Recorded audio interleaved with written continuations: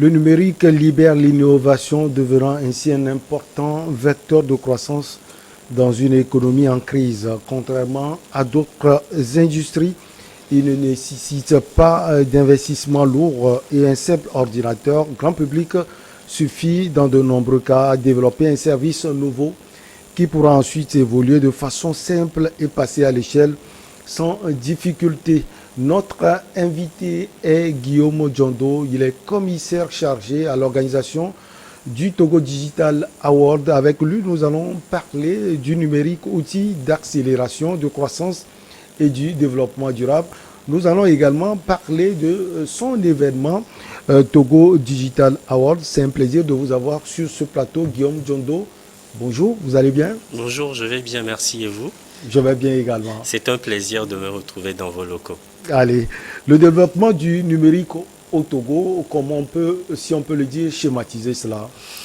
Il faut dire que la croissance et l'accélération du numérique au Togo subissent une évolution fulgurante parce que le Togo a bâti sa stratégie digitale autour de 3 axes fondamentaux qui sont en lien avec la feuille de route gouvernementale Togo 2025, à savoir la réalisation des infrastructures numériques, la digitalisation des services publics et le projet lié à l'écosystème digital, notamment la transformation de l'écosystème digital togolais. Et pour vous citer quelques exemples, nous abritons aujourd'hui à Lomé le Lomé Data Centre, qui est un centre qui abrite des données assez sensibles que le Togo s'arroge d'une certaine façon l'autonomie de conserver. Et pour citer un exemple, pour appuyer ce que je dis, je pourrais parler de l'atterrissement du câble Equiano de Google le 18 mars dernier, qui contribue en fait à amplifier, à multiplier par 100 le débit ou la connexion Internet que nous avons aujourd'hui. Donc, ces investissements ont pour objectif en fait de transformer structurellement et mécaniquement l'écosystème digital togolais. Alors, en quoi le numérique peut contribuer au développement, selon vous? Le numérique contribue énormément au développement, non seulement en créant des emplois, mais aussi en permettant de lutter contre la pauvreté. Alors, quels sont les freins? Justement, vous avez des obstacles dans l'espace, si on peut le dire, au Togo. Je dois dire que les obstacles sont en train de connaître des solutions. On doit dire normalement en termes d'investissement, aujourd'hui il y a beaucoup d'investissements dans les infrastructures numériques et également en termes de capital humain. Parce que lorsque la société se métamorphose, on a besoin d'hommes, de personnes assez compétentes qui puissent véritablement être ou répondre favorablement aux besoins lorsqu'il faut exécuter des tâches. Donc il y a l'investissement dans le capital humain qui compte énormément. Tout à l'heure, vous avez parlé de la digitalisation des services publics au Togo. Alors, est-ce que vous avez l'impression, ou bien vous pensez que c'est fait à grands pas? Je suis convaincu que c'est fait et ce n'est pas du leurre puisque c'est quelque chose que nous touchons du doigt. Le numérique nous offre cette possibilité, peu importe l'endroit où nous nous trouvons aujourd'hui, de facilement tester, vérifier, s'assurer de ce qu'on nous dit. Et je vais donner un exemple assez simple. Aujourd'hui, quand vous tapez servicepublic.gouv.tg, vous avez accès à tout un répertoire ou un catalogue de services publics accessibles. Et pour être beaucoup plus concret, le Togo a lancé récemment casier-judiciaire.gouv.tg. Je donne un exemple. Vous vivez à Diarkonga, vous avez besoin de votre casier judiciaire, vous êtes né à Makpapé, vous n'êtes pas obligé de quitter Diarkonga pour venir à Makpapé et faire la demande.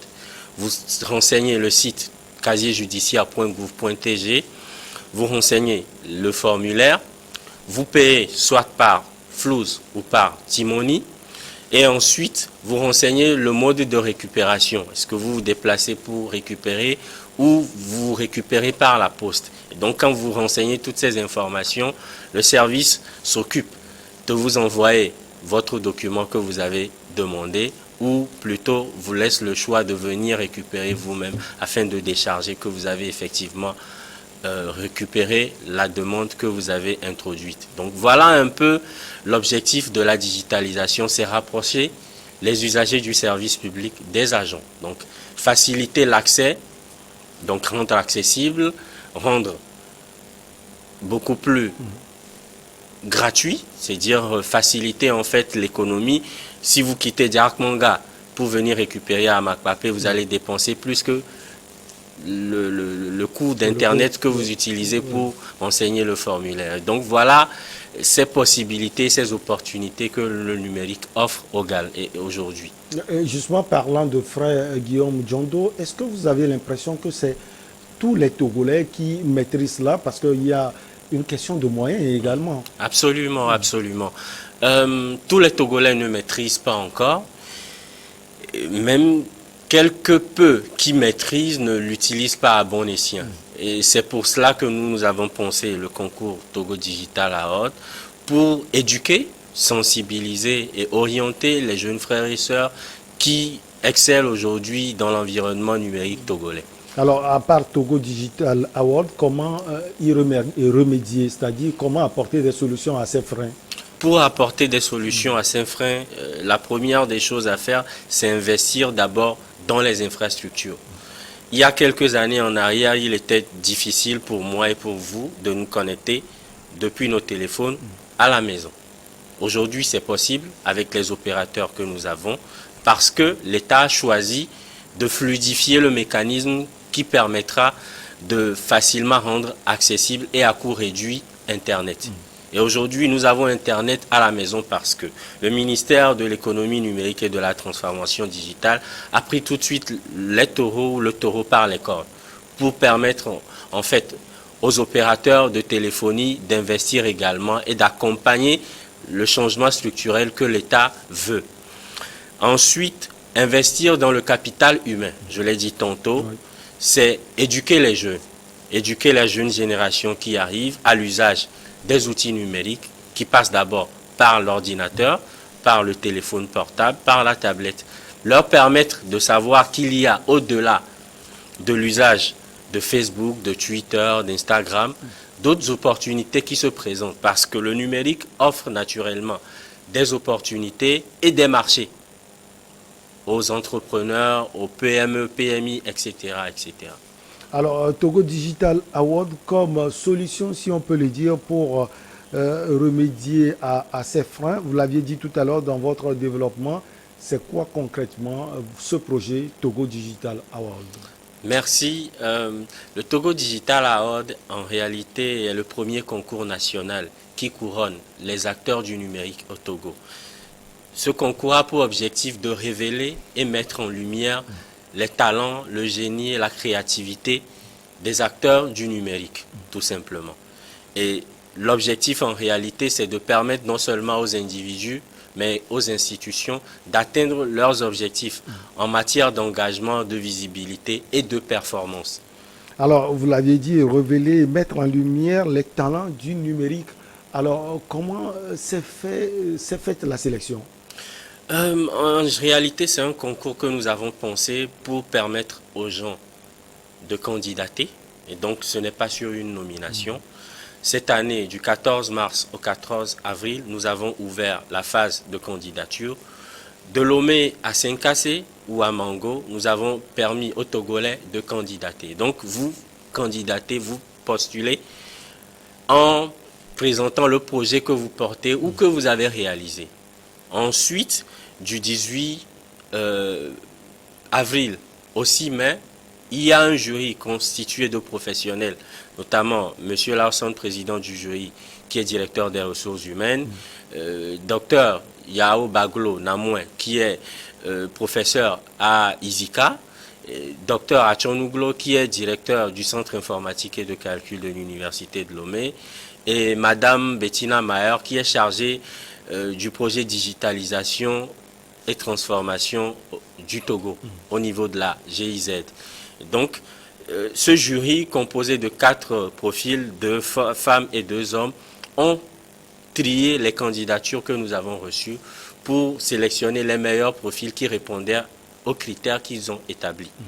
Et donc, après la phase, notamment de délibération des membres du jury, nous nous sommes dit que certains candidats se trouveraient lésés. Et vu qu'il s'agit d'un concours digital, il faut faire un vote public. Et donc, nous avons du 15 juin au 15 juillet lancé la phase de vote du public, où le public votait pour les meilleurs candidats qu'il trouvait dans chaque catégorie. Donc nous avons 8 catégories. Réalisation de l'année, projet et stratégie, médias et outils, travaux académiques, influenceurs de l'année, blogueurs de l'année, coup de cœur du public et puis femmes actrices du digital. Voilà les 8 catégories que nous avons. Et donc l'objectif dans ces catégories, c'est de permettre aux divers secteurs qui existent dans l'écosystème digital togolais de se retrouver. Vous portez un projet qui touche aux travaux de recherche à l'université, vous postulez dans la catégorie travaux académiques.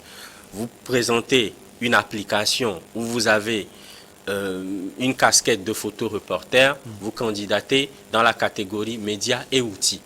Voilà ainsi de suite comment s'est fait la phase de sélection jusqu'à ce que nous soyons à l'apothéose aujourd'hui. Donc, ces phases ont pour objectif d'emmener les différents candidats à d'abord découvrir leur talent, leur génie, leur créativité, à permettre en fait au comité, aux membres du jury de les mettre en lumière. Parce que les gens font des projets magnifiques, mais sont obligés de les gérer à bas échelle. Et donc nous, notre objectif, c'est de les mettre en lumière et de permettre à nos partenaires que nous avons un peu, qui nous accompagnent sur ce projet, de les sponsoriser ou de les accompagner sur du long terme, ou du moins à moyen terme. Alors, voilà un peu. Ok. Avant de parler de la particularité de cette édition, on sait que c'est la deuxième, si je ne me trompe pas. Tout à fait. Est-ce que la première édition a porté quelque chose selon vous, Guillaume Djondo? Absolument, absolument. La première édition s'est déroulée très bien. Nous avons eu la chance d'être accompagnés par le ministère de l'économie numérique et de la transformation digitale, l'ARCEP et le programme des Nations Unies pour le développement. Donc je salue d'ailleurs le dynamisme de M. Aliou Dia qui tout de suite s'est porté volontaire à nous appuyer parce qu'il trouvait le projet percutant et pertinent. Alors, quelle est la particularité de cette deuxième édition? Cette deuxième édition a la particularité en fait d'abriter une nouvelle catégorie qui est femmes actrices du digital. L'année dernière, nous avons eu 7 catégories. Cette année, nous en avons 8. Et donc, la particularité de cette édition, c'est de mettre non seulement les hommes en lumière, mais également les femmes. D'où la catégorie femmes actrices du digital. Alors, est-ce que vous avez donc constaté que la femme, au niveau du digital, la femme togolaise est à l'œuvre? Absolument. Les femmes togolaises sont à l'œuvre. Les femmes s'intéressent de plus en plus aux métiers qui découlent de l'environnement numérique, s'intéressent à tout ce qui est MOOC, Massive Online Courses, pour en fait s'adapter aux défis de l'heure. Alors, est-ce que l'objectif aussi est de soutenir les jeunes entreprises en forte croissance au Togo? Absolument, absolument. D'où les catégories qui sont un peu multiples, parce que dans certaines catégories, je prends réalisation de l'année, ce n'est pas un individu qui est récompensé, c'est une structure. Et donc, c'est le travail ou l'effort collégial qui est effectué par l'ensemble de l'équipe qui est récompensé à travers le projet qui a été soumis à candidature pendant la phase de candidature. Et donc, c'est toute l'équipe qui est récompensée parce qu'on a estimé que le projet porté impact a de l'avenir. Donc, une façon en fait d'encourager les jeunes entrepreneurs qui excellent dans l'environnement numérique. Alors, à travers l'événement que vous organisez, Guillaume Djondo, comment on peut créer une économie et à donner j'allais dire, une économie et donner cela à un intérêt général? Tout passe d'abord par le capital humain. Aujourd'hui, il existe plusieurs institutions qui ont besoin de main-d'œuvre. Je prends la Société d'infrastructure numérique, l'Agence Togo Digital, la NCI, Cyberdéfense Africa. Toutes ces sociétés aujourd'hui, l'ARCEP, ou au-delà, même les institutions ou les administrations dans lesquelles nous nous retrouvons, ont besoin de main-d'œuvre parce que il y a une inadéquation, je veux dire, entre formation et emploi. Moi, je suis juriste de formation, j'ai un master en droit, mais aujourd'hui, j'exerce dans l'environnement numérique. Donc, vous voyez un déphasage entre ma formation de base et ce que je fais comme travail. Donc, parce que justement, ma passion ou mon goût prononcé pour le numérique s'est révélé au fil du temps. Et donc, pour remédier à cela, il faut absolument investir dans le capital humain à travers l'éducation, les écoles, les instituts de formation, les cours en ligne. Ça permet évidemment aux jeunes et aux personnes qui sont intéressées par le domaine numérique de trouver leur voie. Vous l'aviez dit également, l'objectif est de financer l'innovation en soutenant les modèles de croissance numérique. Absolument. En passant justement par les partenaires et les sponsors qui nous accompagnent parce qu'ils ont beaucoup plus de moyens financiers naturellement pour appuyer un projet qui doit impacter structurellement et réellement la communauté ou l'écosystème digital togolais. On va parler de la cérémonie, ou bien, oui, de la cérémonie de récompense. C'est le 15 octobre à venir. Guillaume Diondo, qu'est-ce que vous réservez aux différents lauréats? Nous réservons déjà un accueil chaleureux, notre sourire. Et pour aller au-delà, naturellement les prix qui nous ont été offerts gracieusement par nos partenaires, notamment la GIZ, Togo et Aura Bank, à savoir des ordinateurs, des montres connectées, des tablettes, une carte de crédit avec une dotation de 100 000 francs pour les premiers de chaque catégorie, notamment les 8 premiers. Voilà un peu ce que nous réservons. Côté lauréats, ensuite, du côté des invités officiels et publics qui seront là, nous leur réservons une soirée assez particulière, notamment assez digitalisée. Je veux dire un wall, un mur, qui va reprendre instantanément les contenus qui seront publiés. Bien évidemment avec toute la logistique derrière pour filtrer tout ce qui sera indésirable. Et ensuite, une soirée assez particulière pour révéler les meilleurs talents, les meilleurs projets que nous avons pu collecter pendant les 183 jours de concours. Et au-delà, voilà, une soirée assez réseautage après la cérémonie pour permettre aux jeunes de discuter avec leurs aînés, les officiels qui seront là pour éventuellement nouer des partenariats futurs. Alors Guillaume Diondo, vous êtes juriste de formation, cela veut dire que vous maîtrisez l'environnement de l'entreprise. Comment, selon vous, déployer les usages numériques dans les petites et moyennes entreprises au Togo? Pour cela, ça passe d'abord par un plan. Il faut un plan. Et ensuite, il faut une meilleure connaissance des dispositions légales et juridiques qui existent, de sorte en fait à vous permettre, vous en tant qu'entrepreneur ou jeune entrepreneur, à ne pas violer la loi ou à ne pas être en erreur, de sorte à subir des litiges. Donc, avoir naturellement une meilleure connaissance des dispositions juridiques qui existent au Togo ou dans la sous-région, des opportunités, des facilités qui existent. Nous sommes dans le mois du consommé local.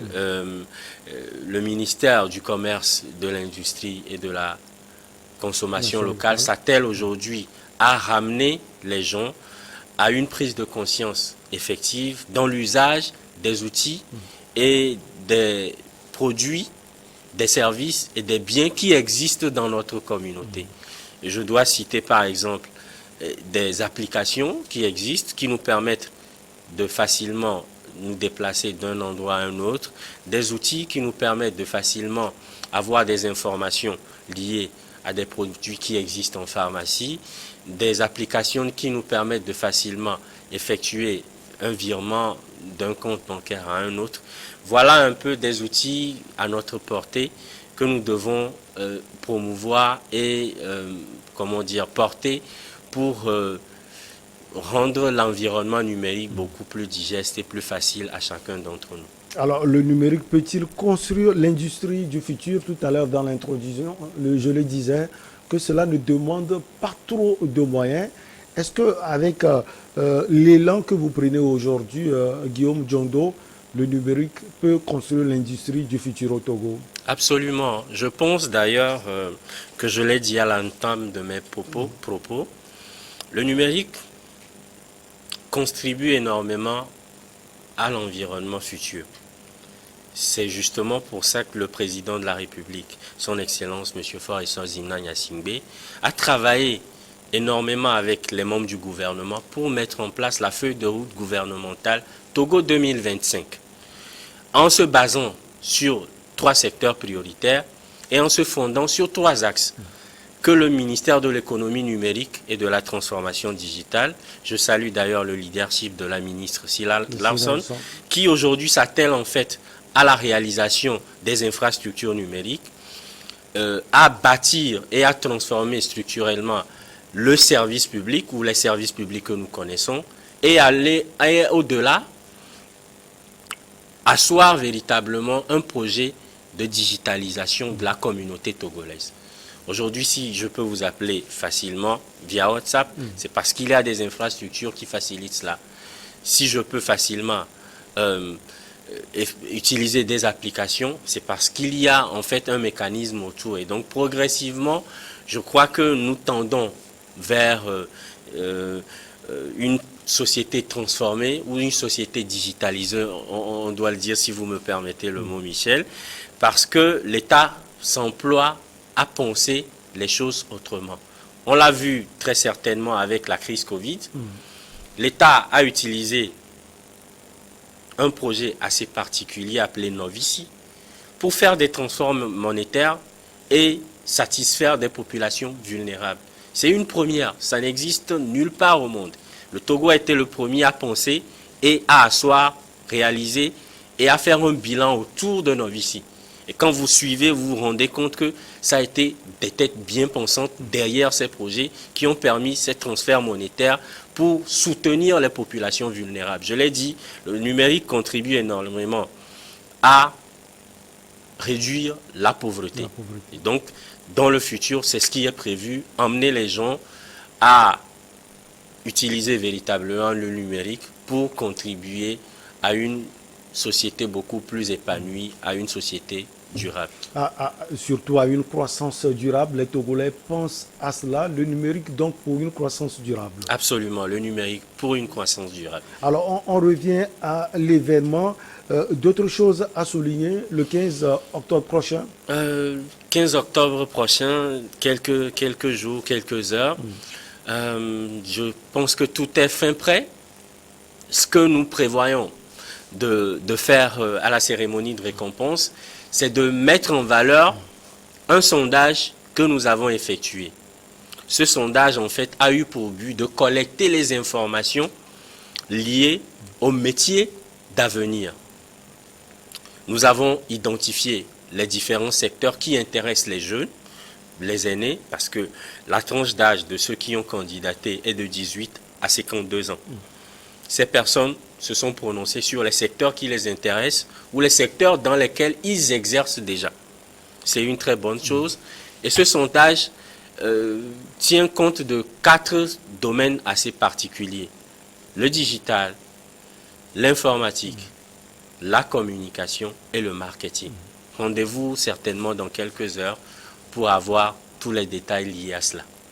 Alors peut-être comment faire pour avoir ces détails, il suffira pour nos chers amis scottiers de contacter New World TV, c'est permis? Absolument, c'est permis.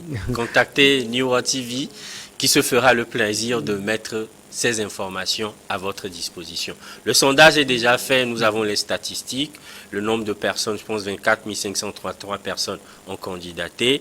Nous avons le ratio pour le secteur du digital, pour le secteur de l'informatique, la communication et éventuellement le marketing. Nous avons le nombre de personnes masculines et le nombre de personnes féminines également qui se sont intéressées et ont donné leur avis. Et au-delà, nous avons même poussé notre curiosité un peu plus loin en demandant aux personnes qui renseignaient leur avis de se prononcer sur leur salaire moyen, leur salaire haut, leur salaire les plus bas, de sorte en fait à y orienter. Ça va être peut-être un mémorandum ou une plaidoirie que nous allons porter vers les différents ministères, ministère de la communication et des médias, ministère du développement à la base, ministère de l'économie numérique et de la transformation digitale, pour qu'ils puissent tout de suite déjà s'intéresser à ces différents secteurs qui déjà intéressent les jeunes qui ont donné leur avis pendant la phase du sondage.